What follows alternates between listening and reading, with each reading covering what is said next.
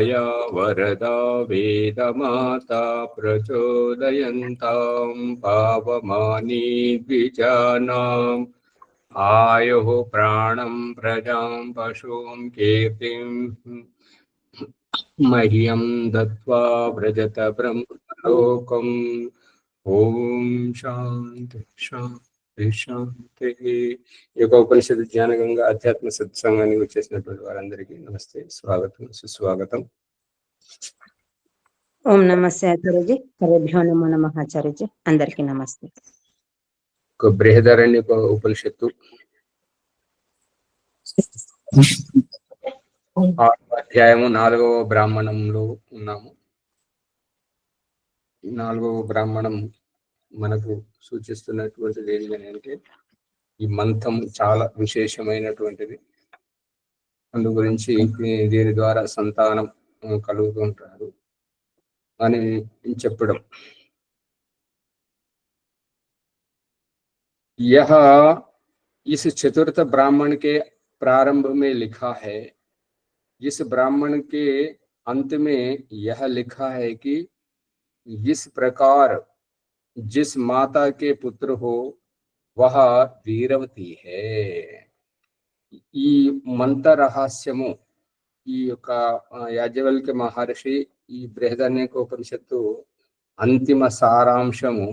ఈ మంత్ర రహస్యము ప్రకారంగా ఏ తల్లి అయితే సంతానాన్ని కంటుందో పుట్టబోయేటువంటి ఆ సంతానము మహావీరుడు అవుతుంటాడు. కాబట్టి వీరుని కన్నటువంటి తల్లి వీరవతి అవుతుంటాడు.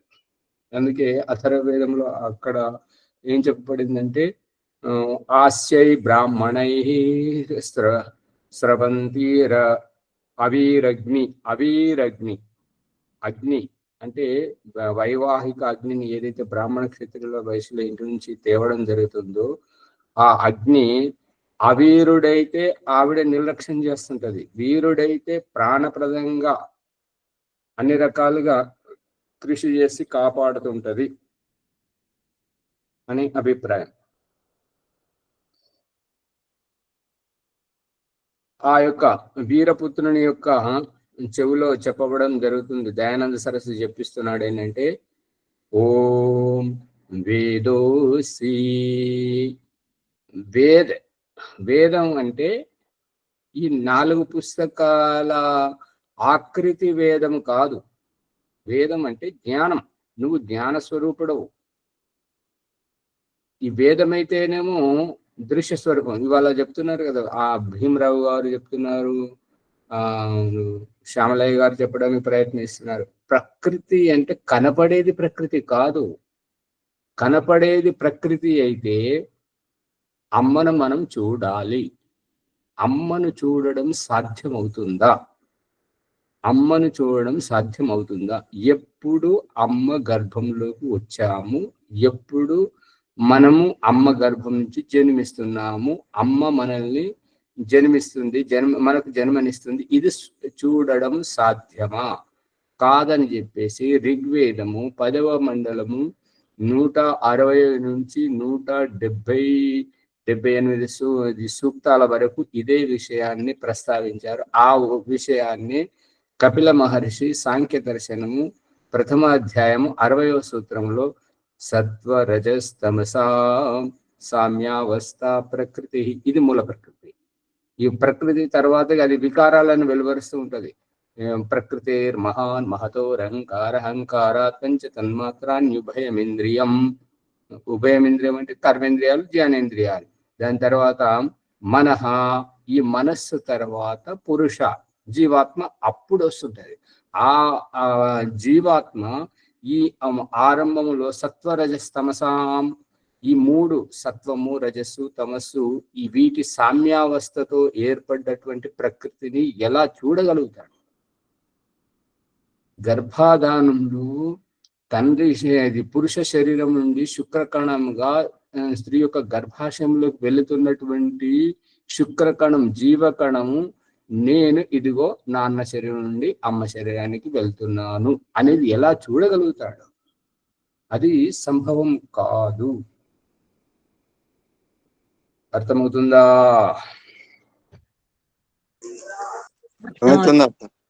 అందుకని మనం చూస్తున్నదంతా వికృతి, ఇది ప్రకృతి కాదు అనేటువంటిది అభిప్రాయం. తండ్రిని చూడలేము, తల్లిని చూడలేము.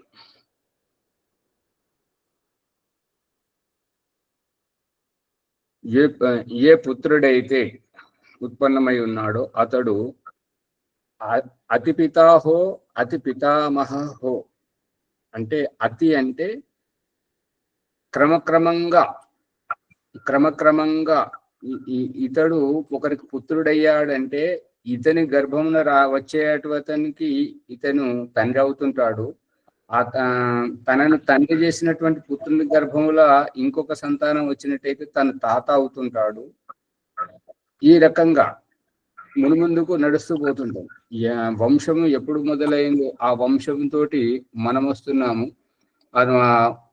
మన తర్వాత కూడా వచ్చేటువంటి సంతానానికి మనం కారణం అవుతున్నాము. కాబట్టి ఇదంతా సహజంగా నడుస్తూ ఉంటుంటది. కానీ మనము మన వంశ మూల పురుషుణ్ణి, ఏ గోత్రంలోనైతే మనం పుట్టామో ఆ గోత్ర పురుషుణ్ణి మనం చూడలేము.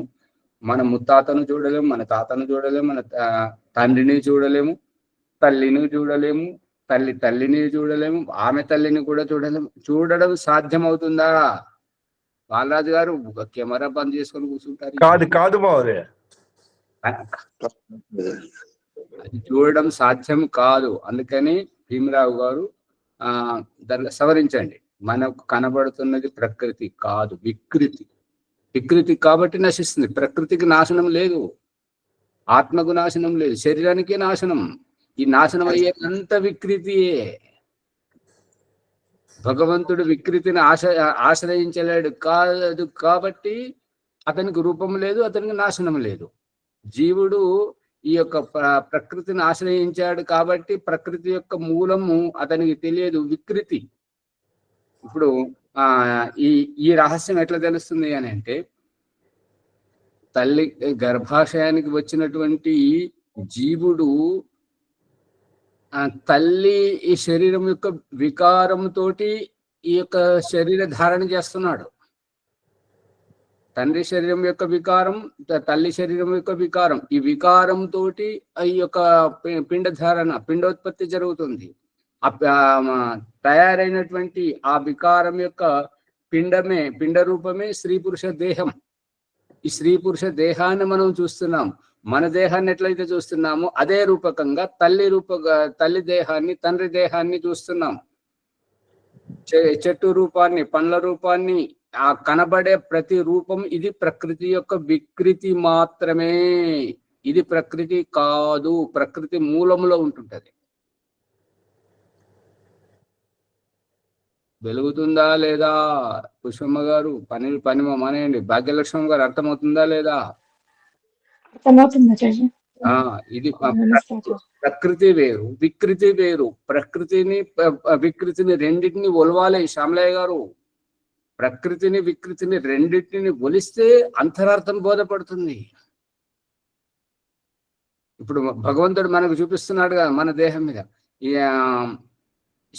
శరీరము మూలమని, శరీరం మీద వేసుకున్న వస్త్రాలు కృత్రిమమని, అందుకనే రోజు స్నానం పేరు మీద వస్త్రాలు ఒలిచి చూపిస్తున్నాడు.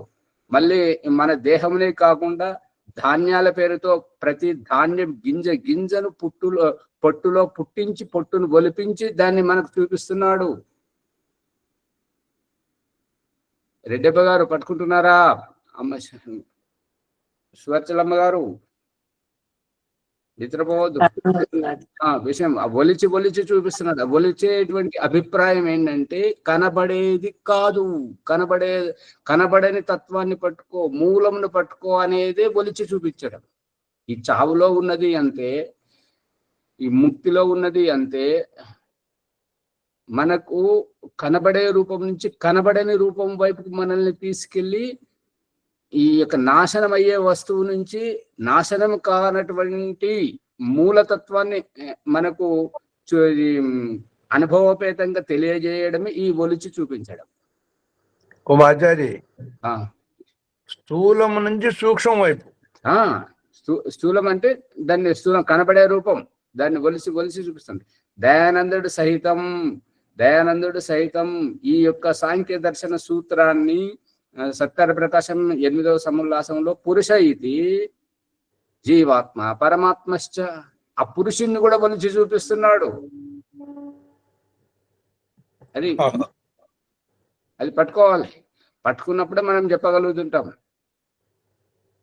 ఆత్మ అంటే ఏంటి, పరమాత్మ అంటే ఏంటి, ప్రకృతి అంటే ఏంటి, వికృతి అంటే ఏంటి. వికృతికి నాశనం ఉంది, ప్రకృతికి నాశనం లేదు. అందుకని అది భగవంతుడు చెప్తున్నటువంటి వేద ప్రామాణిక పూర్వకంగా మా వేద మంత్రము ఈ ఉపనిషత్తు అయిపోయిన తర్వాత రాబోయే శ్వేతాశ్వతర ఉపనిషత్తులో వస్తుంది. అక్కడ చెప్తుంటాడు ఏంటంటే ప్రకృతి నాశనం కానటువంటి వస్తువు. అందుకనే దయానంద సరస్వతి సత్కార ప్రకాశంలో దీని అనాది పదార్థం, ప్రకృతి అనాది పదార్థమే, జీవాత్మ అనాది పదార్థమే, పరమాత్మ అనాది పదార్థమే. ఈ వీరు 3 అనాది తత్వములు. ఇక మనకు కనబడుతున్న ఈ వ్యవహారం అంతా, కనబడుతున్న రూపమంతా, ఈ జన్మలన్నీ వికృతియే. అందుకే నాది అనే వ్యవహారంగా చేయిస్తున్నాడు భగవంతుడు.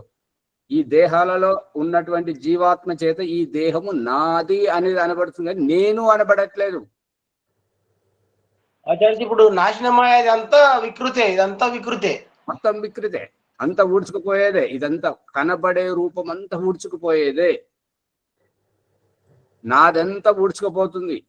ఏదైనా సరే నాది ఏదైతే ఉందో అంతా ఊడ్చుకుపోతుంది, నేను మాత్రమే మిగులుతాను. ఈ జీవాత్మ అనాది, ప్రకృతి అనాది, పరమాత్మ అనాది. ఈ 3 త్రైత సిద్ధాంతం, మన సిద్ధాంతం త్రైత సిద్ధాంతం. అందు గురించి కనబడుతున్నటువంటి రూపం ప్రకృతి కాదు, ఇది వికృతి అనేటువంటిది అభిప్రాయం. ఓ మాతాజీ, ఇప్పుడు శరీరం ప్రకృతి అని అంటారు, కానీ అది కాదు, వికృతి కదా, నాశనం అవుతుంది కాబట్టి వికృతి. మళ్ళీ చెప్పండి. శరీరం ప్రకృతి పంచభూతాలతోని తయారవుతుంది అని చెప్తారు కదా ఆచార్య. శరీరం ప్రకృతి. అమ్మగారు, భగవంతుడు పంచభూతాలను ఒలిచి చూపిస్తున్నాడు. పడుకొని నిద్ర లేవగానే మనకు ఒక స్ఫూర్తి చూపిస్తున్నాడు. నిద్ర లేవడం ఏంటంటే ఒక స్ఫూర్తి. ఆ స్ఫూర్తి దగ్గర మళ్ళీ ఇంకెక్కడ తీసుకెళ్తున్నాడు? మొట్టమొదట వికారాలను వదలడం, తుమ్మడం, దగ్గడం, మలమూత్ర విసర్జన చేయడం అక్కడికి. ఆ తర్వాత నీటి దగ్గరికి తీసుకెళ్తున్నాడు శుద్ధి కోసం, మళ్ళీ నీటి సంయోగానికి. ఆ తర్వాత అది అగ్ని దగ్గరికి, ఆకాశ సంయోగంతో ఆధ్యాత్మికంలో ఉన్నటువంటి వారు ఉపాసన ధ్యానం చేసుకుంటారు. ఆ తర్వాత అగ్ని సంయోగానికి తీసుకెళ్తున్నాడు సూర్యోదయ సూర్యాస్తమయ సమయానికి. ఆ తర్వాత మన ఉనికిని చూపిస్తున్నాడు. ఇదంతా ఎవరు చేస్తున్నారు ప్రయాణం అంటే నేను. ఈ యొక్క పంచమహాభూతాల్లో ఎవరు ఉన్నారని మళ్ళీ ఆ పంచమహాభూతాలని ఒలిచిన్నాడు. మొదట స్థూల ఆహారాన్ని వదిలింపజేయడం, ఆ తర్వాత ఆ యొక్క మలమూత్ర విసర్జనను దానికి దూరంగా ఉంచడం, అభక్షో వాయుభక్ష అని చెప్పేసి సుదీర్ఘ సమాధిలో ఉండజేయడం. ఆ తర్వాత ఈ యొక్క సూక్ష్మంగా ఈ నీటిని వదిలింపజేయడం. మలమూత్రం తయారే కానప్పుడు, శరీరం మలినమే కానప్పుడు నీటి సంయోగానికి వెళ్లాల్సిన అవసరం ఉండదు. ఆ రకంగా నీటి సంయోగాన్ని విడిపింపజేయడం. ఆ తర్వాత ఈ స్థూలం దేహంతో పని, ఇంద్రియాలతో పని లేదన్నప్పుడు ఇంద్రియాలను వదిలింపజేయడం. ఆ తర్వాత దేహాన్ని వదిలింపజేయడం. ఆత్మస్థితిలో ఆత్మతత్వాన్ని అనుభవపేతంగా తెలియజేయడం. ఇదంతా పంచమహాభూతాలను ఒలిచి మనల్ని ఆ పంచమహాభూతాల సంయోగంలోకి తీసుకెళ్లడం, దూరం చేయడం. ఇది మనకు అవగాహనగా పంచమహాభూతాలతో దేహం తయారైంది. కానీ ఈ పంచమహాభూతాలే సర్వస్వం, పంచమహాభూతాలే ఆధారం అని కాకుండా, ఇదిగో పంచమహాభూతాల్లో నీటిని వినియోగించుకోవచ్చు, కానీ నీటిలో ఉంటే చనిపోతావు. ఆ నీరే అది వరదలతో చంపేస్తుంది. నిప్పు సంయోగం లేకుండా నీ జీవనోపాధి లేదు, కానీ ఆ నిప్పులోనే ఉండాలంటే నువ్వు కాలి చనిపోతావు. ఈ భూమి భూమి సంయోగం లేకపోతే, ఆధారం లేకపోతే నువ్వు బ్రతికలేవు. కానీ నేను భూమిలోనే ఉంటాను, భూమిపైనే ఉంటాను అని అంటే అది నువ్వు బ్రతకలేవు. నువ్వు భూమిని విడిచి కూడా నడవాలి. అందుకని మన అడుగులు లేపి లేపి నడిపిస్తున్నాడు. అవునా చూసు, ధన్యవాదాలు. అందుకని उच्च गुणों में पिता से आगे निकल जाए. ఇక ఉన్నత గుణాలలో కానీ నిమ్న స్థరమైనటువంటి గుణాలలో కానీ దీన్ని ఒక సామెత ఏమంటారంటే హిందీలో ఉంది, గురువుతో గుడిహి రహగే శిష్య చక్కర్ బనిగే. అంటే గురువు బెల్లం దగ్గరే ఉన్నాడు, బెల్లం ఆ నల్లటి రూపం దగ్గర ముద్దలాగానే ఉన్నాడు. శిష్యుడు మాత్రం కణకణముగా విడిపోయి పొడి పొడిగా తెల్ల తెల్లగా పలుక్కుమని మెరుస్తున్నాడు. చూడు, అది అంత ఉన్నత స్థితికి. అంటే బెల్లం కంటే చక్కెర అందరు ఎక్కువ ఇష్టపడతారు కాబట్టి గురువు అయితే ఆ బెల్లం వల్ల ఒక దగ్గరే ఉండిపోతున్నాడు, శిష్యుడు మాత్రం కణకణముగా ఉండి అందరి మనసులను హత్తుకుంటున్నాడు అనేది అభిప్రాయం. హిందీలో మళ్ళీ చెప్పండి. गुरु तो गुड़ी ही रह गए हैं, शिष्य शक्कर बन गए.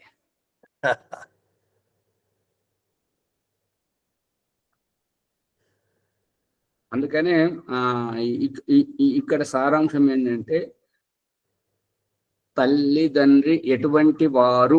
తల్లిదండ్రి ఇందాక మనకు ప్రసంగంలో ఒక తల్లి ఆవేదన, తల్లికి సంస్కారాలు వాళ్ళమ్మ నుండి వచ్చాయి. వాళ్ళమ్మ ఈ వేదమును ఆర్య సమాజమును పట్టుకొని ఉన్నది కాబట్టి వాళ్ళమ్మ గ్రహించింది, ఈ అమ్మాయి గ్రహించింది కాబట్టి మనము వేదమును పట్టుకున్నాము, అంటే భగవంతుని ఆజ్ఞని పట్టుకున్నాము. ఎక్కడికి వెళ్ళినా ఏ విధంగానైనా మళ్ళీ అదే అక్కడికే రావాలి. భగవంతుడు మన ఇంట్లో నడిపిస్తున్నది ఏంటంటే మనం ఇల్లంతా ఎక్కడ తిరిగినా ఎలా తిరిగినా బయటకు రావాలన్నా ఆ ప్రవేశ ద్వారం గుండానే, బయట ఎంత ఆకాశంలో ఎగిరినా, భూమిలో చొచ్చిపోయినా, సముద్రంలో ఈదినా, ఎంత చేసినా కూడా ఇంట్లోకి రావాలంటే మళ్ళీ అదే ద్వారం గుండా రావాలి. ఈ వేదం భగవంతుని ఆజ్ఞ, బ్యాక్ టు ద వేదాస్, ఇటువైపు రావాలి. ఆధునిక ప్రపంచం ఎంత కుప్పిగంతులు వేసినా, ఏది చేసినా చివరికి ఒంటి మీద బట్టలని చించుకొని చీలికలు పేలుకలతో ఉండి అవి కూడా వదిలేసి బాడీ పెయింటింగ్ తో ఎంత నగ్నంగా ఉన్నా, ఎన్ని వేషాలు వేసినా వాళ్ళకు ఎక్కడా తృప్తి లేదు. మళ్ళీ తిరిగి బ్యాక్ టు ద వేదాస్, ఇక్కడికి రావాల్సిందే. ఆధ్యాత్మికత వైపు భగవంతుని యొక్క సాన్నిధ్యానికి రావాల్సిందే అనేటువంటిది సారాంశం. అందుకని మన తల్లిదండ్రి మన తెలివైన వారా కారా అనేటువంటిది మన ఆలన పాలనతో తెలుస్తుంటుంటది. వాళ్ళు మంచి గుణకర్మ స్వభావాలు నేర్పిస్తేనేమో మనం ఉన్నతమైనటువంటి దిశకు వెళ్తుంటాం. వాళ్ళు దొంగతనము, వ్యభిచారము, మాంసం తినడము, ఇదంతా ఇటువంటి నిమ్నస్థరమైనటువంటి భావజాలంలో ఉన్నారనుకోండి, ఇంకా మనకు అటువంటి అలవడుతూ ఉంటాయి. అందుకనే నిన్న చెప్పుకున్నాం కదా, సహవాసీనాం స్వభావం సహవాసి ఏవ విజానీయాత్. మనతో పాటు ఉండేటువంటి వారి యొక్క స్వభావం, మన అక్క, తమ్ముడు, చెల్లెలు, నాన్న, వారి స్వభావం ఎలాంటిదో మన ఇంట్లో వారికే ఎక్కువగా తెలుస్తుంది, కానీ పక్కింటి వారికి అంతగా తెలియదు అనేటువంటిది అభిప్రాయం. కాబట్టి భగవంతుడు ఏం చేస్తున్నాడు అంటే ఒక్కొక్కసారి తల్లిదండ్రులను వదిలిపెట్టాల్సి వస్తుంటది. నువ్వు వదలలేని స్థితిలో భగవంతుడే వదిలిస్తాడు. ఈ వైరాగ్యము, ఈ యొక్క సాధు, వానప్రస్థ, సన్యాసము, బ్రహ్మచర్యము, యోగి, ఋషి, మునులు వీళ్ళంతా వదిలేసి వచ్చినటువంటి వాళ్ళే. ఇక ఈ మాత్రం కూడా వారికి లభించినటువంటి పక్షంలో తల్లిదండ్రుల ముఖం కూడా చూపెట్టాడు భగవంతుడు. గర్భంలో ఉండగానే తండ్రి చనిపోవడం, బిడ్డకు జన్మనిస్తూ తల్లి చనిపోవడం, ఇటువంటి స్థితిలో కూడా వారి యొక్క ప్రారంధాన్ని బట్టి, కర్మఫలమును బట్టి భగవంతుడు ఈ యొక్క వ్యవస్థ చేస్తుంటాడు అనమాట. అందు గురించి తల్లిదండ్రులు మంచివారైతేనేమో మనం ముందుకు పోతుంటాము, తల్లిదండ్రులు సరైనటువంటి వారు కానప్పుడు మనం అక్కడే ఉంటుంటాం కాబట్టి మన విద్య, బుద్ధి, గుణకర్మ స్వభావాలన్నింటినీ, మన నిత్యావసరాలను ఇతరుల దగ్గర పెట్టి నీవు నీ చుట్టూన్నటువంటి వారినే చూడకు, ఇదిగో వీరిని కూడా చూడు, వీరి సంయోగంలోకి వెళ్ళాలి అని చెప్పేసి మన నిత్యావసరాలన్నీ, మన బ్రతుకు తెరువు అంతా అపరిచితుల దగ్గరికి పెట్టి అక్కడికి నడిపించి ఈ సుపరిచితులైనటువంటి ఆత్మీయుల నుండి అపరిచితులను ఎక్కువగా పరిచయం చేయిస్తూ, ఇగో వీరే కాదు, ఈ గుణకర్మ స్వభావాలే కాదు, ఇగో బయటకు వెళితే నీకు చదువు చెప్పేవారు ఇలా ఉంటారు, నీకు ఉద్యోగం ఇచ్చేవారు ఇలా ఉంటారు, నువ్వు వ్యాపారం చేస్తే నీ దగ్గరికి వచ్చేవారు ఇలా ఉంటారు అని చెప్పేసి భగవంతుడు పరిచయం చేస్తున్నటువంటిది ఏంటంటే, నువ్వు నేర్చుకోవాల్సింది చాలా ఉంది, నేర్చుకున్నది చాలా తక్కువ అనేది సారాంశం. ఇప్పుడు ఒక బాధ్యతాపరమైనటువంటి వ్యక్తి మొన్న ఆశ్రమానికి వచ్చి దారిని అమ్మగారు ఒక యజ్ఞం చేస్తుంటే నువ్వు ఒక యజ్ఞం చేస్తుంటే, నువ్వు చేయని కూర్చుంటే నువ్వు ఇక్కడ ఉండి ఏం చేస్తావు? ఇది బాధ్యతాయుతంగా మాట్లాడేటువంటి భాష. ఏంటంటే, నేను స్వామిని, మీ బాధ్యత కదా మరి నువ్వు ఇక్కడికి వచ్చింది దేనికి? ఆ బాధ్యత అటువంటి వ్యక్తులు కావాలి. దాంతో సమాజం నిలబడుతుంటది, జీవితం నిలబడుతుంటది, ఆశ్రమాలు నిలబడుతుంటాయి. అటువంటి బాధ్యతాయుతమైనటువంటి వ్యవహారం కావాలి. అంతేగాని ఆశ్రమం నుండి ఒక వస్తువు ఎత్తుకపోతే అతన్ని ఎత్తుకపోయాడని చెప్పేసి అతని స్వభావం గురించి ఇతరులకు తెలియజేస్తే ఇది మంచి వ్యవహారం కాదు అని. అది వాళ్ళ ఇంటికి వెళ్ళినప్పుడు అది ఏదైనా వస్తువు ఎత్తుకపోతే ఇతను వ్యవహారంగా ఉన్నాడా వ్యవహారం లేదా అనేది తెలుస్తుంది. తన వరకు వస్తే కానీ తత్వం తెలుస్తుంది. ఇది బాధ్యత రహితమైనటువంటి భావం. అర్థమవుతుందా లేదా? అర్థమవుతుంది. అందుకే బాధ్యతగా ఉన్నప్పుడు మనం ఏంటంటే, మనం బయటకు వస్తున్నప్పుడు భగవంతుడు ఆచితూచి మాట్లాడిస్తున్నాడు. ఇంటికి వచ్చినాం అనుకోండి, మనం ఎట్లున్నా, మనం ముక్కు తుడుచుకోకపోయినా అంగి వేసుకున్నా, చినిగిపోయింది వేసుకున్నా, మైలు వేసుకున్నా, మన ఇంటి వాళ్ళు మనల్ని అంతగా పట్టించుకోరు. అదే బయటకు వెళ్తే మాత్రం ఓహో నువ్వు ఇటువంటి వాడా, నువ్వు ఇట్లనా అనేటువంటిది అనేక కళ్ళతో మనల్ని చూపిస్తున్నాడు. మనమైతే 2 కళ్ళతో మనమే చూస్తున్నాం, కానీ అనేక పసిగట్టిస్తున్నాడు. అందుకని మనం ఆచితూచి మాట్లాడాల్సి వస్తుంటది. ఇప్పుడు బయట వాళ్ళు ఏదైనా మాట్లాడచ్చు, కానీ ఈ ఆన్లైన్లోకి వస్తే ఎంత జాగ్రత్తగా మాట్లాడాలంటే, నొప్పించక తానవ్వక తప్పించక పెరుగువాడు ధన్యుడు సుమతి. అంటే మనం మంచిని సవరించుకుంటూ చెడును వదిలింపజేస్తూ మనం ముందుకు పోవాలి. అర్థమవుతుందా? అందుకని ఇక్కడ చెప్పబడుతున్నది ఏంటంటే, తల్లి తండ్రి ఎవరైతే అభిభావకులు ఉంటారో వారు మంచివారైతే మనల్ని భగవంతుడు వారి సన్నిధ్యంలో, ఇప్పుడు రాముడు తండ్రి చనిపోయినా పోలేదు, సరే తండ్రి అడవికి వెళ్ళిపోమన్నాడు, సరే, కానీ అతనికి తలకొరివి పెట్టాల్సింది పెద్ద కుమారుడే కదా, ఉత్తరాధికారియే కదా. నువ్వు అరణ్యానికి వెళ్ళు, కానీ తండ్రికి తల కొరివి పెట్టాల్సినటువంటి సమయం నీకు సమాచారం వచ్చింది అని తెలియజేశాడు భగవంతుడు. నువ్వు అంత్యక్రియలు చేసి వెళ్ళాలి కదా, నిన్ను ఇక్కడ ఉండమని ఎవరు అంటలేరు. పరిస్థితి ఒక్కొక్కసారి ఆ రకంగా వస్తుంటట. అందుకని మంచి వారి సాన్నిధ్యంలో ఉన్నప్పుడు, ఇప్పుడు ఇదేంటంటే, దేవకి వసుదేవుడు తల్లిదండ్రులు మంచివారైతే నా బిడ్డ బ్రతకాలి. ఆ కంసుడు చంపేస్తున్నప్పుడు ఏం చేస్తుంటాడు? రాత్రికి రాత్రే పుట్టినటువంటి పసిగుడ్డును ఆ పేగుబంధం తెచ్చి తట్టలో వెతుకుని నది దాటి అవతలకు చేరవేస్తున్నాడు. మంచివారు, నా బిడ్డ బ్రతకాలి. వీడు రాక్షసుడు చంపేస్తుంటాడు. మంచివారు ఆ రకంగా ఉంటుంది. ఆ పుట్టినతనే కృష్ణుడు కదా. అదే మరి. ఇప్పుడు మనకు ఆయన ఎవరు అన్నది కాదు, తన సంతానం గురించి వసుదేవుడు పడేటువంటి తాపత్రయం అంతే అంతే. తల్లి దగ్గర అది చనిపాలు కూడా తాగనివన్నటువంటి స్థితిలో, ఎందుకంటే తాగితే ఆలస్యం అవుతుంది. ఇంత లోపల వాడికి తెలుస్తుంటది, అరిస్తే తెలిస్తే మళ్ళీ చంపేస్తాడు. కాబట్టి వెళ్ళిపోవాలి. ఇది బాధ్యతాయుతమైనటువంటిది, జిమ్మేదారి. బాధ్యతను సక్రమంగా నిర్వర్తించడం. అందుకే వారు ఆ మాట అంటే నాకు చాలా ఆశ్చర్యం వేసింది. అమ్మ, ఈ వ్యక్తిలో ఇంత బాధ్యత ఉన్నది ఆశ్రమం పట్ల, ఆశ్రమం నిలపాలి, మనం అందరూ తల ఓ చెయ్యాలి అనేటువంటిది. నువ్వు ఇక్కడ ఉండి ఏం చేస్తావు? అదేం లేదు, ఆమెకు తెలియదు. ఆ స్వామి వచ్చినప్పుడు అది చూసుకోవచ్చు. మీరు చేయండి, మీరు అనుకున్నట్టు చేయండి. ఇది బాధ్యతాయుతంగా ఇటువంటి వ్యక్తులు కావాలి, ఇటువంటి బాధ్యత కావాలి. ఈ రకంగా ముందుకు తీసుకొచ్చే ఇటువంటి భావజాలం ముందుకు తీసుకొస్తుంది. ఇక మా బాలరాజు ఓ ఆచార్య, అంటే ఆ వ్యక్తి మిమ్మల్ని ప్రేరేపించిండా? ఎందుకంటే అతని లోపల ఉన్నది ఆశ్రమం నిలపాలి. అందుకే ఏమంటున్నాడు తపన.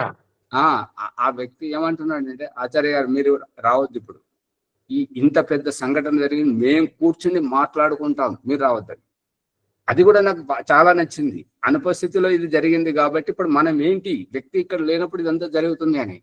కానీ ఓం ప్రకాష్ ఎందుకు వచ్చాడంటే, ఎవరైతే ఇక్కడికి తీసుకొచ్చారో అతను ఈ సమయంలో నువ్వు అక్కడ ఉండాల్సిందే, నువ్వు అక్కడ లేకపోతే నీకు విలువలేదు. ఇంత పెద్ద సంఘటన జరిగినా కూడా నువ్వు బాధ్యతారహితంగా బయట తిరుగుతున్నాడు అని అందరి దృష్టిలో నువ్వు చులకనైపోతావు, నువ్వు వెళ్ళు అని చెప్పేసి నిన్ను వెంటనే పంపించాడు. అందుగురించి వీరి ఆజ్ఞని నేను వినలేకపోయాను. ఎందుకంటే అతను వెనక నుండి ఇదంతా చేస్తున్నాడు కదా, నన్ను తీసుకుపోయింది అతనే. నా అనుపస్థితిలో ఈ ఘటన జరిగింది, ఈ అనుపస్థితిలోనే జరిగింది కాబట్టి మరి ఇప్పుడు నువ్వు అక్కడ ఉండి అందరి మధ్యలో ఉంటేనే నీకు విలువ ఉంటుంది అని చెప్పేసి అతను పంపించాడు. అందు గురించి రావాల్సి వచ్చింది. అంటే దీని పట్ల బాధ్యత ఉన్నది వ్యక్తికి, తపన ఉన్నది. అదే అందుకని అది మనం అందరినీ గమనించాలి, అన్ని విషయాలు గమనించాలి. తపన తపస్సు ఆచారి, ఆ తపన లోపల ఉంది కాబట్టి ఆ విధంగా వారు ప్రయత్నం చేస్తున్నారు. ఇక మా బాలరాజు గారు ఏంటంటే మంచి శ్రద్ధతోటే అక్కడికిక్కడికి సాగుతుండు. తాండూరుకు మా దుద్యాలకు 30 కిలోమీటర్లు, రావడం పోవడం 60 కిలోమీటర్లు అవుతుంది. కానీ సమయానికి వారు చెప్పిన మాట మీద వారు ఉంటే ఇంకా గొప్పగా ఉంటుంటదని. ఎందుకంటే ఇక ఎండలో ఒకటి ఉన్నాయి, వారిని ఇబ్బంది పెట్టలేము. అట్లా ఇంకొకరు ఇద్దరు వారిలాగా తయారైతే ఇంకా బాగుంటది. సత్యం ఎప్పుడైనా ఉంటుంది అనే నమ్మకం ఆచార్యజీ. అదే విషయం గ్రహింపు వచ్చే వరకు కాకపోతే ఇబ్బంది అవుతుంది, కానీ దాన్ని ఓర్చుకొని దాన్ని అంతవరకు రావాలి అనేది. అమ్మగారు మీకు అర్థమైతలేదు. అర్థమైంది ఆచార్య, చెప్పండి. ఈ అంతరహస్యంలో చితుకుతుంటే ఆచార్య నువ్వేంటి, ఇదిగో మేమేంటో మమ్మల్ని చూడు, నువ్వేంటో మాకు చూపెట్టు అని ఇద్దరిది తెలుస్తుంది కదా, ఎవరు నీకు ఎంత ఉన్నది అనేది. ఈ చితకడమే మంత్రం అంటే ఇదే. అందుకని తల్లి తండ్రి అభిభావకులు ఎవరైతే ఉంటారో, తల్లి తండ్రి అభిభావకులు ఎవరైతే ఉంటారో, మంచి వారైతే మంచిగా ఎదుగుతుంటారు, ఇక నిమ్నస్తరం వారైతే నిమ్నస్తరంగా ఉంటుంటారు. అందుకే వెనక ముందు आगे पीछे के इन स्थलों को देखकर क्या इस ब्राह्मण में कहीं अश्लीलता को स्थान रह जाता है? అంటే ఈ రకంగా మంచి గుణకర్మ స్వభావాలు ఉన్నటువంటి తల్లిదండ్రుల సంయోగంలో ఉంటే పిల్లలు గొప్పవారు అవుతుంటారు. అందు గురించి అథర్వవేదం ఏమన్నారంటే, అవీరగ్ని అంటే వీరపుత్రుడు కానటువంటి వాడు, గొప్పగా సంతానం కానటువంటి ఆ సంతానాన్ని తల్లి నిర్లక్ష్యం చేస్తానట. మరి అప్పుడే ఎట్లా తెలిసింది? రాత్రే గర్భధానం అయింది, మరి పొద్దున్న లేసే వస్తున్నారు, మరి అప్పుడే ఎట్లా తెలిసింది అంటే, దయానంద సరస్వతి గర్భాధాన సంస్కారం చెప్తుంది ఏంటంటే, గర్భాధానం అవుతుండగానే గర్భంలోకి వస్తున్నటువంటి జీవాత్మ యొక్క ప్రమేయంతో ఈ యొక్క గర్భిణీ స్త్రీలో మార్పులు కనిపిస్తుంటాయి. వ్యావహారికంగా శారీరకంగా కనిపించేటువంటి 1 నెల 2 నెలల తర్వాత కనిపిస్తుంటాయి. కానీ ఆ ఆత్మరూపకంగా ఆత్మగా, అందుకే దయానంద సరస్వతి రాస్తుంటాడు ఏంటంటే, ఒకవేళ విదుషి మణి అయితే, ఆయుర్వేద పరిజ్ఞానం శారీరక విజ్ఞానం తెలిసినట్లయితే గర్భం అవుతుండగానే తెలుస్తుంది స్త్రీయా పురుషుడా, మంచివాడా చెడ్డవాడా అని చెప్పేసి. గుర్తుందా, మర్చిపోయారా? గుర్తుంది. మరి ఇది అశ్లీలత ఎలా అవుతుంటది? ఈ విషయాన్నంతా విడమర్చి చెప్పడం, ఇదంతా అశ్లీలత ఎలా అవుతుంటుంటది?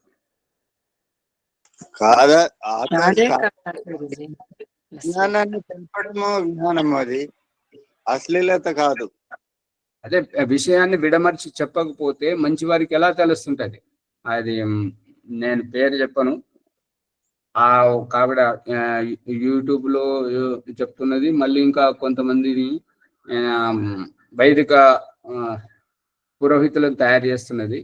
ఆవిడ ఏమని చెప్తుంటానంటే, నాకు 3 సంతానం, మా ఆయన ఆర్య సమాజికుడు, నేను గురుకులంలో చదువుకున్నాను, గర్భాధానం చేసేటప్పుడు ఒక్కొక్క అక్షరం చూసుకుంటూ చేశాను, అయినా నాకు 3 కొడుకులే పుట్టారు, నేను అమ్మాయి కోసం చాలా ప్రయత్నం చేశాను, కానీ అది అక్షర సాధ్యం కాలేదు. ఆచరణలో మాకు ఈ రకంగా తప్పుడు అభిప్రాయంగా, ఎందుకంటే మాకు ఆడబిడ్డ కావాలంటే మా కొడుకే పుట్టాడు కాబట్టి ఈ సంస్కార విధిలో దయానంద సరస్వతి గృహస్థుడు కాదు కదా, అతనికి అనుభవం లేదు కదా, అందుకే అలా రాశాడు అని ఆవిడ అంటారు. దయానంద సరస్వతి రాసినందుకు ఆడ సంతానం మగ సంతానం పుట్టరు. సమతిథి విషమతిథిలో కలిసినందుకు కూడా మగ సంతానం ఆడ సంతానం పుట్టరు. వారి శారీరక సామర్థ్యాన్ని బట్టి అక్కడ ఎవరైతే తొందరగా అలసిపోతుంటారో వారిది బలహీనంగా ఉంటుంటుంది, ఎవరైతే అలసిపోకుండా ఇంకా స్ఫూర్తిదాయకంగా ఉంటారో వారిది బలిష్టంగా ఉంటుంటది. ఆ బలిష్టంగా ఉన్నటువంటి వారి ప్రమేయంతో ఆడ మగ అనేది తెలుస్తుంటది. ఈ రహస్యాన్ని వారు మర్చిపోయారు. అది అక్కడ తెలియలేదు కాబట్టి అట్లా చెప్పగలుగుతున్నారు. మరి అది అక్కడ మనుస్మృతి శ్లోకం ప్రమాణం కూడా ఇచ్చాడు దయానంద సరస్వతి ఈ విషయం. శుక్రం ఎక్కువైతేనేమో అది మగ సంతానం, ఈ రజస్ ఎక్కువైతేనేమో ఆడ సంతానం అని చెప్పాడు. ఇది అశ్లీలత ఎలా అవుతుంటది చెప్పండి? ఈ చెప్పే ప్రసంగ కొంత అర్థమవుగా చెప్పే ప్రసంగాన్ని బట్టి వాళ్ళు ఊహించడం తప్ప ఆచార్యజీ, అది అవగాహన వచ్చినప్పుడు అసలు తెలుసుకోవాల్సిన విషయమే.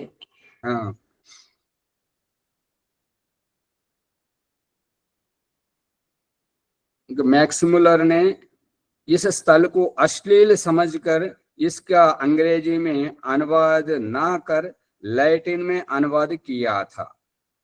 ఇక ఈ ఉపనిషత్తుల ఈ ప్రసంగంలో దీనిని మ్యాక్స్ ముల్లరు అశ్లీలంగా భావించి ఇంగ్లీష్లో దీన్ని అనువాదం చేస్తూ ఉండి పుస్తకాన్ని ఉపనిషత్తును అంగ్రేజీలో దాన్ని రాస్తున్నప్పుడు ఇది అశ్లీలంగా ఉన్నది కాబట్టి ఈ ఇంగ్లీష్ వారికి ఎక్కువ తెలియకూడదని చెప్పేసి ఈ అశ్లీల భాగాన్ని లాటిన్ భాషలో అనువాదం చేసింది. అంటే ఏమన్నట్టు, అంటే దాపరికమే కదా ఎంతో కొంత. అంటే పిల్లిని చూసి పావురం కళ్ళు మూసుకున్నట్టే కదా, నువ్వు మూసుకోవడమే కాక అందరి కళ్ళు మూయిస్తున్నావు. అంటే ఇది అజ్ఞానమే. परंतु यह अश्लील स्थल नहीं है, ఇది అశ్లీలమైనటువంటిది కాదు. इसमें गर्भाधान के उच्च कोटि के संस्कार का वर्णन है. ఈ గర్భాధానం చేసేటప్పుడు ఆ యొక్క స్త్రీ పురుషులకు సరి అయినటువంటి ఉన్నతమైనటువంటి ఉత్కృష్టమైనటువంటి అవగాహనను కల్పించడమే జరుగుతుంది. కాబట్టి ఇది అశ్లీలంగా భావించేవారు నితాంత అజ్ఞానులు అనేటువంటిది ఒక అభిప్రాయం. ఈ గర్భాధాన సంస్కారాన్ని అశ్లీలంగా భావించేవారు దీని అంతరార్థాన్ని తెలుసుకోలేరు. ఈ యొక్క గర్భాధానం గురించి చెప్తున్నది ఏంటంటే ఇది ఒక యజ్ఞం. యజ్ఞ కహా హై, ఇది దీనిని ఒక యజ్ఞంగా భావించేటువంటి వారు. సంతానం మన కామవాసనకు ఇది దాని పరిణామంగా వస్తున్నటువంటిది కాదు. దీని ఏంటంటే భగవంతుని యొక్క సృష్టి యజ్ఞం మనము నడిపించడానికి భగవంతుడు మనకు బాధ్యత అప్పగించాడు. కాబట్టి పుట్టబోయేటువంటి సంతానం భగవంతుని బిడ్డలు, వారి సృష్టిని నడిపించాలి. కాబట్టి గొప్ప ఉత్తమ గుణకర్మ స్వభావాలు కలిగిన వారిని పుట్టించాలి అనేటువంటిది. నా ద్వారా భగవంతుని సృష్టిలో ఈ యొక్క సంస్కారహీనులు, మంచి గుణహీనులు ఈ విధంగా ఉండకుండా మంచి ఉత్తమ సంస్కారవంతమైనటువంటి సంతానమే పుట్టాలి. మంచి గుణకర్మ స్వభావాలు కలిగినటువంటి వారే పుట్టాలి. నా బిడ్డ ద్వారా భగవంతుని సృష్టి పొగడబడాలి అనేటువంటి భావజాలం ఉండాలి. అర్థమవుతుందా? అర్థమవుతుంది ఆచార్య. అట్లయితేనే వీరులు గాని జ్ఞానవంతులు గాని ఉత్పన్నమవుతారు. అదే అది ఏమంటారంటే అది మన పాఠంలో కూడా ఉన్న వాళ్ళు కూడా అంటుంటారు. మళ్ళీ ఓం ప్రకాష్ ఏ గురుకులంలో చదువుకున్నాడో ఆ గురుకులంలోకి ఒక వ్యక్తి వచ్చి అంటుంటాడు అన్నమాట. ఏముంది, వాళ్ళు ఉద్దేశపూర్వకంగా మనల్ని అన్నారా? వాళ్ళు యవ్వనంలో ఉన్నారు, పెళ్లి చేసుకున్నారు కాబట్టి వాళ్ళిద్దరు కలిసారు, మనం పుట్టాము, అంతవరకు. వాళ్ళు ఒక ఉద్దేశపూర్వకంగా మనల్ని కని ఉన్నట్టయితే మనం గొప్పగా ఎదిగేవాళ్ళం అని అంత తల్లిదండ్రిని హీనంగా నిమ్నస్తరమైనటువంటి భావజాలంతో మాట్లాడేటువంటి వ్యక్తి ఇప్పుడు కూడా అదే రకంగా ఉన్నాడు. ఉన్నతమైన స్థితిలో ఏమి లేడు. అంటే ఇప్పుడు నన్ను మీరు కన్నది ఎందుకు కన్నారు, మీరు కనకపోతే నేను పుట్టేవాడినే కాదు కదా అనేటువంటి భాష ఏంటైతే ఉన్నదో, అది మొన్న మహబూబ్ నగర్ యజ్ఞానికి పోతే కూడా అక్కడ వాళ్ళ తల్లిదండ్రిని అతను అదే రకంగా అన్నాడు అనమాట. అంటే మీరు కనకపోతే నేను పుట్టేవాడినే కాదు, నాకు ఈ జన్మ ఉండేదే కాదు అనేటువంటి భాష మాట్లాడుతుంటాడు. భగవంతుడేమో కర్మఫలాన్ని నీకు వీరి గర్భమున పుడితేనే నీ కర్మఫలం చెల్లుబాటు అవుతుంటది, ఇక్కడే నువ్వు సంస్కరింపబడుతుంటావు, ఇక్కడ వీరి ద్వారానే నువ్వు ఎదుగబడుతుంటావు అని చెప్పేసి ఆ తల్లిదండ్రుల గర్భమున పుట్టించాడు. పుట్టించిన తల్లిదండ్రులు చాలా సంస్కారవంతులు, మంచి ఆధ్యాత్మికతకు పునాది వేస్తున్నారు. అన్ని రకాల కళలు ఉన్నాయి, సంగీత కళలు ఉన్నాయి, మళ్ళీ అన్ని రకాలుగా ఆధ్యాత్మిక భావాలు ఉన్నాయి. కానీ చెడు సాంగత్యం వల్ల అబ్బాయి చెడిపోయాడు అనమాట. అంటే తప్పుదారి పట్టాడు. ఆ తప్పుదారి పట్టినందుకు అతనికి ఇటువంటి భావజాలం వచ్చింది. వాళ్ళు పుట్టించకపోతే మనం పుట్టేవాళ్ళం కాదు, నన్ను ఎవరు కనుమన్నారు, ఎందుకన్నావు నన్ను అనేటువంటి భావజాలం. అది అతని సాంగత్యంలో ఉన్నటువంటి భావజాలం వల్ల ఇతను ఆ రకంగా ఆలోచిస్తున్నాడు. అది సరైనటువంటిది కాదు అనేటువంటిది అభిప్రాయం. ఇప్పుడు మరి సమయం కావస్తుంది కాబట్టి ఏమైనా సందేహాలు ఉంటే ఇదే సందర్భంలో అడగండి. ఇక ఈ మంత్రం మొదలవుతుంటుంటది, దాంట్లో అది ఎట్లా చేయాలి ఏమిటి అనేటువంటిది ఇప్పుడు మొదలు స్వామి. అంటే మనకు అలా తల్లిదండ్రుల్లో మనకి జ్ఞానాన్ని నేర్పని వాళ్ళు కానీ జ్ఞానాన్ని నేర్పే వాళ్ళు కానీ దొరకడం కూడా పూర్వజన్మ సుకృతమే కదా స్వామి. మళ్ళీ అవి ఇప్పుడు ఇది ఎట్లా ఉన్నది అంటే, మనం మంచివారిమే, మనం సంస్కారవంతులమే, తల్లిదండ్రులు కూడా మంచి ఎవరిని తిట్టొద్దు, ఎవరి వస్తువులు ముట్టొద్దు అనేటువంటి మంచి అభిప్రాయమే నేర్పిస్తున్నారు. కానీ మనం బయటకు వెళితే మన సాంగత్యంలో ఎవరైతే ఉన్నారో వారు దొంగలైతే మనం దొంగలను తయారవుతాం, వాళ్ళు అబద్ధాలు ఆడితే మనం అబద్ధాలు ఆడుతుంటాం. వాళ్ళు ఎటువంటి వ్యసనాలకు బీడీ సిగరెట్ తాగేవారైతే నెమ్మదిగా వాళ్ళ సాంగత్యం, ఎందుకంటే పొద్దున్న లేస్తే వాళ్ళ సాంగత్యం, వాళ్ళే మనకు ఎదురుపడుతున్నారు, వాళ్ళతో ఉండాల్సి వస్తున్నది. కాబట్టి అక్కడ మనం వాళ్ళ గుణకరం స్వభావాలు మనకు వస్తుంటాయి. కాలేజీకి వెళ్ళినప్పుడు, స్కూల్కి వెళ్ళినప్పుడు, కాలేజీకి వెళ్ళినప్పుడు అక్కడ మన పక్కన ఎవరైతే కూర్చుంటారో, ఎవరైతే స్నేహితులు ఉంటారో వారు చెప్పేటువంటివి ఎక్కువ మనకు నచ్చుతుంటాయి. ఎందుకంటే ఇంటి దగ్గర తల్లిదండ్రి నీతులు నేర్పిస్తుంటారు. నీతులు మంచిగా ఉండు, అందరితోటి బుద్ధిగా ఉండు అంటారు. ఆ బుద్ధిగా అంటే ఎట్లా ఉంటే బుద్ధిగా ఉండడం అవుతుంది. మంచిగా అంటే ఏ రకమైనటువంటి వ్యవహారమును మంచిగా అంటారు అది చెప్పరు. మంచిగా ఉండు, నువ్వు ఎవరిని తిట్టొద్దు అంటారు. బయటకు పోతే మాత్రం అరే నీ అవ్వతోటే మొదలు పెడతాడు ఆ పక్కింటోడు. ఇప్పుడు ఈ పిల్లలు ఏం చేయాలి, తిడితే పడాలా అనేటువంటిది ఈ సహవాసీ ఏవ విజానే సహవాసీనాం ప్రభావం స్వహవాసీనాం స్వభావం సహవాసీ ఏవ విజానీయాత్. ఇప్పుడు ఈ అబ్బాయికి ఎవరైతే మాపునగర్లో యజ్ఞం చేసి వచ్చామో అతనికి బయట వాళ్ళ ప్రేమగా అనిపిస్తాడు. ఇంట్లోకి వస్తే తల్లిదండ్రి బిక్కుమంటూ ఉంటుంటారు. తన చెల్లెలైనా ఇష్టం లేదు, మళ్ళీ తల్లిదండ్రులు అన్నా ఇష్టం లేదు, బయట వాళ్ళంటే ఇష్టం. వాళ్ళకు అన్ని పనులు చేస్తాడు, కానీ ఇంటికి వస్తే ఏ పని చేయడు. నేను అందరికి ప్రేమగా అనిపిస్తా, నా స్నేహితులకు దాన్నే సహవాస దోషం అంటారు కదా. అదే అది ఇప్పుడు రెడ్డప్ప గారు అడుగుతున్నటువంటిది ఏంటంటే, ఇక్కడ ఈ ఈ గుణకర్మ స్వభావం, తల్లిదండ్రి మంచివారే, ఇంట్లో మంచిగానే పూజలు చేస్తుంటారు, అన్ని చేస్తుంటారు, మంచిగా యజ్ఞం చేస్తుంటారు, అన్ని చేస్తుంటారు. కానీ నేను యజ్ఞం రాను. ఇప్పుడు తల్లిదండ్రులు ఎటువంటి తల్లిదండ్రులు అంటే, ఇప్పుడు నిజామాబాద్ లో కూడా ఈ సంఘటన జరిగింది, అందరికీ తెలిసినటువంటి విషయం. అది వాళ్ళు పిల్లలను, మా పిల్లలు గురుకులంలో ఉన్నారు, అన్ని విషయాలు తెలుసు అని చెప్పేసి వాళ్ళని నిర్లక్ష్యం చేస్తే, వాళ్ళు ఉపదేశం చేసేటువంటి చెప్పేటువంటి విషయాలను వింటూ ఉండి, వాళ్ళు వ్యక్తిగతంగా చేస్తున్నటువంటి దోషాల పట్ల దృష్టి పెట్టకపోతే మిస్డ్ కాల్ తో ఇంటి గడప దాటేసినటువంటి ఒక అమ్మాయి, స్నాతకురాలే, గురుకులం స్నాతకురాలే. ఆ రకంగా నిజామాబాద్ లో జరిగినటువంటి సంఘటన. ఈ రకంగా ఏంటంటే ఆ మిస్డ్ కాల్ మామూలుగా పోలేదు, చాలా అందరినీ ఒక ఊపు ఊపింది అనమాట. ఆర్య సమాజం, ఆచార్యులను, గురువులను అందరినీ ఒక ఊపు ఊపింది. ఎంత దారి ఇచ్చినా రాలేదు. అటువంటి మిస్డ్ కాల్ అన్నమాట. అది వదిలేస్తే ఇప్పుడు మన ప్రకరణంలోకి ఏంటంటే, తల్లిదండ్రి పిల్లల మీద దృష్టి పెట్టాలి, పిల్లలను సంస్కరించాలి. పిల్లలను సంస్కరించి వాళ్ళు ఏది చేసినా మనం ఒక దృష్టి పెట్టాలి.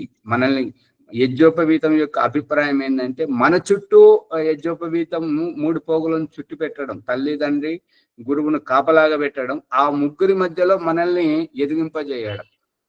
అంటే యజ్ఞోపవీతం లోపల మనల్ని ఉంచడం, మన చుట్టూ యజ్ఞోపవీతం 3 పోగులుగా చుట్టి ఉంచడం, కంచె వేయడం, మొక్క నాటడం, కంచె వేయడం, ఆ కంచె మధ్యలో చెట్టును మొలిపింపజేయడం, చిగురింపజేయడం. కనబడుతుందా లేదా? వట్టిగానే చూస్తున్నారా? అది ఆ రకంగా. అందు గురించి రెడ్డప్ప గారు ఇక్కడ గమనించాల్సింది ఏంటంటే, తల్లిదండ్రి మంచి వాళ్ళ అని అనిపించుకోవడం ఎప్పుడు మంచిగా అనిపిస్తారంటే, వాళ్ళ సంతానం గొప్పగా ఎదిగినప్పుడు, అప్పుడు తల్లిదండ్రి గొప్పగా అనిపిస్తారు. అందుకే భగవంతుడు సైతం అవ్యావహారికంగా అది తల్లిని మాత్రమే తిట్టిస్తున్నాడు. అందుకే ఎందుకు తిట్టిస్తున్నాడు అంటే, శ్రీకృష్ణుడు భగవద్గీతలు అంటుంటాడు కదా, హే కౌంతే అంటే ఓ కుంతిపుత్రుడా, కుంతిపుత్రుడు అని అంటే, కుంతి ఎంత సంస్కారం అయితే ఇచ్చిందో అర్జునుడిని, ఆ ఉత్తమ సంస్కారాలను చెప్తూ తల్లిని గుర్తు చేస్తున్నాడు. మరి ఒక్కొక్క సందర్భంలో ఓ హే గాంధారీ నందన్ దుర్యోధన్ అంటాడు అదంతా. అతని దురుసు ప్రవర్తనకు కోపగించుకొని గాంధారీ నందన్ అని పొగిడినట్టే పొగిడి తల్లి యొక్క అవగుణాలను ఎత్తి చూపేటువంటిదే గాంధారీ నందన్. ఈ రకంగా అంటే తల్లి ఎటువంటి గుణకర్మ స్వభావాలు పిల్లలకు అలవరుస్తుంటుందో, అందుకే తప్పుడుగా అలవర్చినప్పుడు తల్లిని తిట్టకుండా తిట్టించడం, మొహం చూడని తిట్లు తిట్టించడం, ఇది సమాజం మనం గమనిస్తున్నామా లేదా? పిల్లలను మాత్రం కొడక. ఆ కొడక అన్న శబ్దానికి అర్థం ఏంటంటే, అయ్యో బిడ్డ, నువ్వు ఆమె కడుపున పుట్టావా, నువ్వు మంచివాడివే, కానీ ఆమె కడుపున పుట్టినందుకు నీకు ఈ అవగుణాలు వచ్చాయి అన్నదే కొడుకు శబ్దం యొక్క అర్థం. అర్థమవుతుందా లేదా? మరి అర్థమవుతుంది సార్. కొడుక 3 అక్షరాలలో ఉన్న అంత రహస్యం ఏమిటి? కొడుక అన్నది అది కొడుక అన్నదానికి వేరే, కనుక ఆ కొడుక అన్న శబ్దాన్ని ఏమో బిడ్డని సంబోధిస్తున్నాడు, మంచిగానే అంటున్నాడు బిడ్డ అని. కానీ ఆ బిడ్డని కన్నా తల్లిని మాత్రం అయితే మొహం చూడని తిట్లు తిట్టిస్తున్నాడు. ఎందుకు అంటే, ఆ తల్లి వల్లనే ఈ అలవాట్లు వచ్చినాయి కదా, ఆ తల్లి. అందుకని అట్లా అనిపిస్తుంది. సమయం ఏమో దాటిపోతుంది. మరి ఇంకా ఏమైనా సందేహాలు ఉంటే తీసుకురండి, దానికి చర్చ. సమయం అయితే ఎందుకంటే అర్ధశాతంగా చెప్తున్నారు కాబట్టి సమయము కనీసం 10-12 నిమిషాలు కేటాయించాల్సింది మనం. ఓకే, ఆచార్య రూంపర్ గారి ధన్యవాదములు. జ్ఞానకంగా ఆధ్యాత్మిక సత్సంగం లోపల మనం బృహదారణ్యకోపనిషత్తులో అడుగు ముందుకు చేస్తున్నాము. 6వ బ్రాహ్మణము 4వ అధ్యాయము మొదటి సంపుట్లో ఉన్నాం. దాని లోపల మంత్ర రహస్యాన్ని విప్పుతూ, తర్వాత జీవితం లోపల విశిష్టతను, ప్రకృతి ఏంటిది, వికృతి ఏంటిది అనే లోతైన రహస్యాన్ని మనం చెప్పుకున్నాము. తర్వాత మన ప్రకృతి మనం చూసేది ఏంటిది, కనబడుతున్నది ఏంటిది? కనబడని సూక్ష్మతత్వం ఏంటిది, స్థూలము సూక్ష్మము, దాని గురించి కూడా విశేషంగా చెప్పారు. వారికి ధన్యవాదములు. అనంతరము వైదిక సంధ్యోపాసన ఈరోజు ఎవరమ్మా? ఈ ఎపిసోడ్ గురించి చెప్పండి ముని గారు. చెప్తా అవుతాయి. ఈ ఎపిసోడ్ ను లైక్ చేయండి, షేర్ చేయండి, సబ్స్క్రైబ్ చేయండి, పక్కన ఉండే గంట సింబల్ గట్టిగా నొక్కండి. మీ ఏ సందేహం ఉన్నా ఈ కామెంట్ రూపంలో తెలియజేయండి. ఎలాంటి సందేహమైనా సరే, ప్రపంచంలో ఉన్నదైనా సరే, ప్రపంచంలో లేనిదైనా సరే, ఎలాంటిదైనా మీరు సందేహాన్ని వెలిపించి చక్కగా సమాధానం పొందవచ్చని కోరుతున్నాను. ఎపిసోడ్ను 1-2 సార్లు వినండి. వింటే మీకు సందేహం నివృత్తి అవుతుంది అని తెలియజేస్తున్నాను. ప్రణవ్ ముని భాగ్యనగరం. ఇప్పుడు ఈరోజు వైదిక సంధ్యోపాసన ఎవరమ్మా? ముని గారు ఒక ఎలాంటి సందేహమైనా అంటే, ఇప్పుడు వాళ్ళు తీవ్రవాదులు వచ్చి హిందువులని గుర్తుపట్టి చంపేశారు, దానికి సమాధానం చెప్పండి అంటే అంటే సందర్భానుసారంగా ఆచారి, ఈ సందర్భానుసారంగా మీరు ఏదైతే జ్ఞానగంగలో ఉన్నామో ఆ జ్ఞానగంగ అనుసారం చేసుకొని మరి ప్రశ్న అడుగుతారు. అంటే ఎలాంటి సందర్భం అంటే అది. ఓకే, ప్రభాకర్ గారు ఎవరు ఈరోజు? విజయలక్ష్మి గారు ప్రభాకర్ గారికి చేయించమని చెప్పారు. చేస్తారా ప్రభాకర్ గారు? చేయిస్తాను. నేను రేపు చేయించడానికి నాకు ఇబ్బంది అవుతుందేమో, నేను చేయించాలన్నా ఈరోజు. నాకు రేపు వేరే కార్యక్రమం ఉంది, అందుకో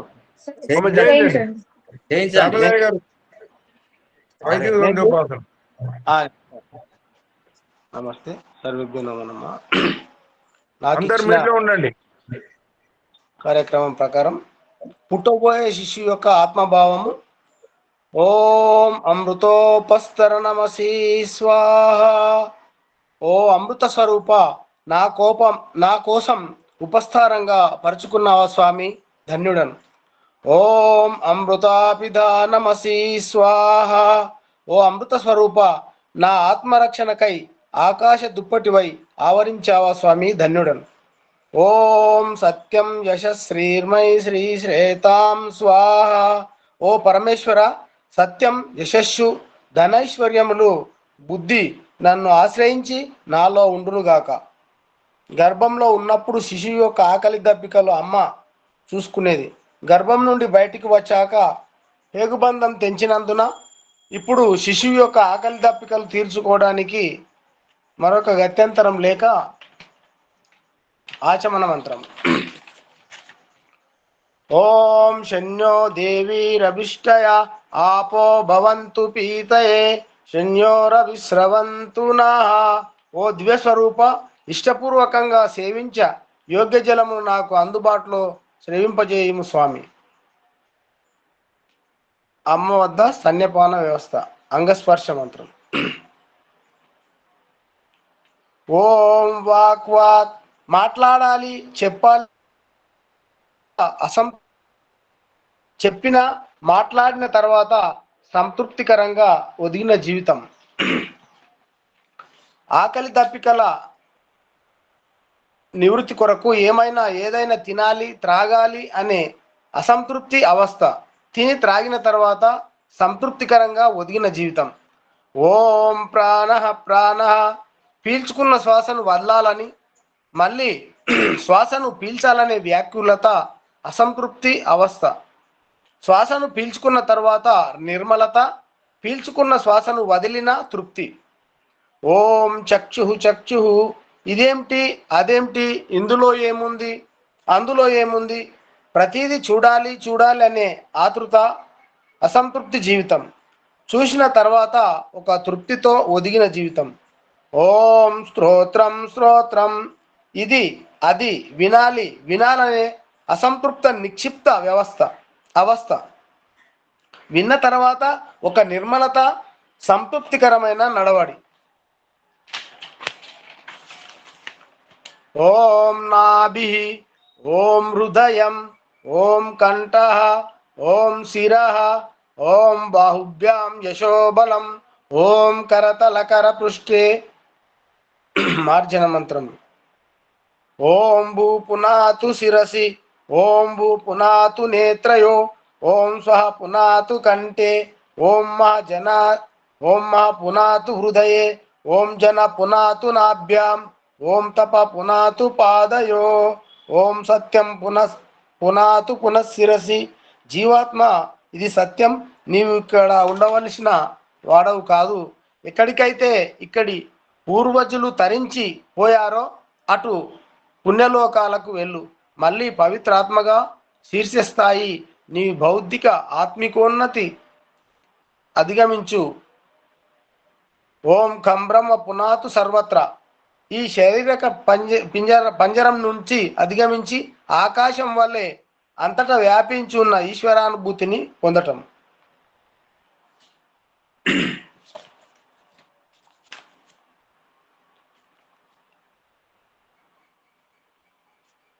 ప్రాణాయామ మంత్రములు.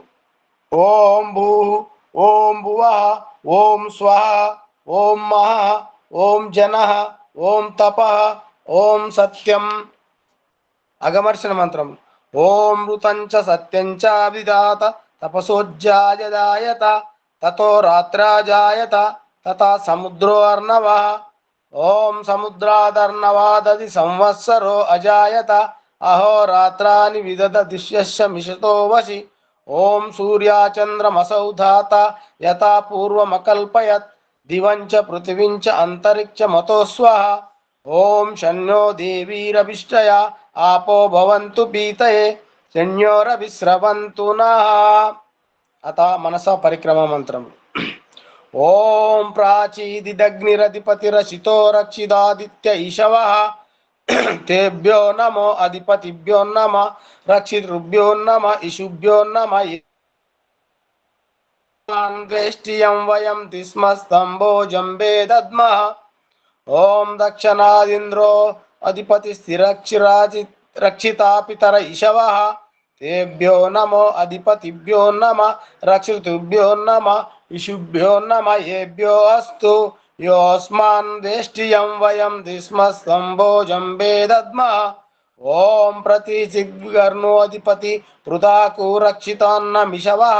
తేభ్యో నమో అధిపతిభ్యో నమ రక్షితృభ్యో నమ ఇషుభ్యో నమ. ఏభ్యో అస్తు యోస్మాన్ వేష్టియం వయం దిస్మస్తంభోజంబే దద్మః.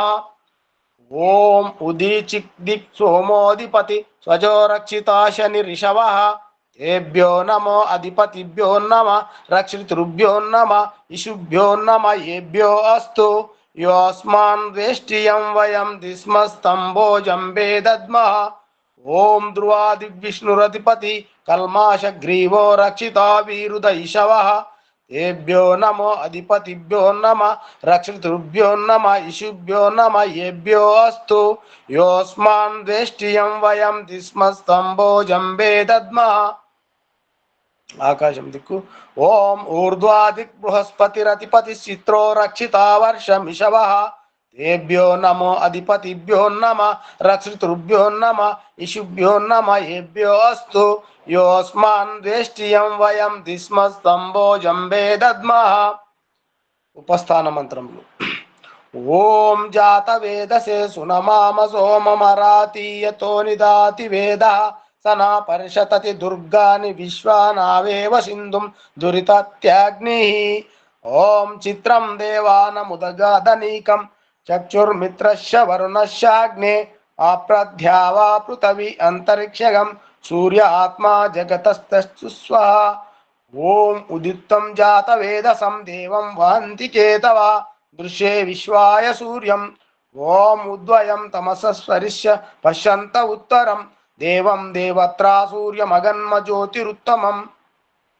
రెండవ ప్రకరణం ప్రయచిత్ర మంత్రం. ఓం తక్షుర్దేవహితం పురస్తాత్ శుక్రముచ్చరత్ పశ్యేమ శరదాశతం జీవేమ శరదాశతకం శృణయామ శరదాశతం ప్రబ్రవామ శరదాశతం అధీనాశ్యామ శరదాశతం భూయచ్చ శరదాశతాత్. ఓం శన్యో దేవీరభిష్టయ ఆపో భవంతు పీతయే శన్యోరవిస్రవంతు నః. గురు గాయత్రి మంత్రం.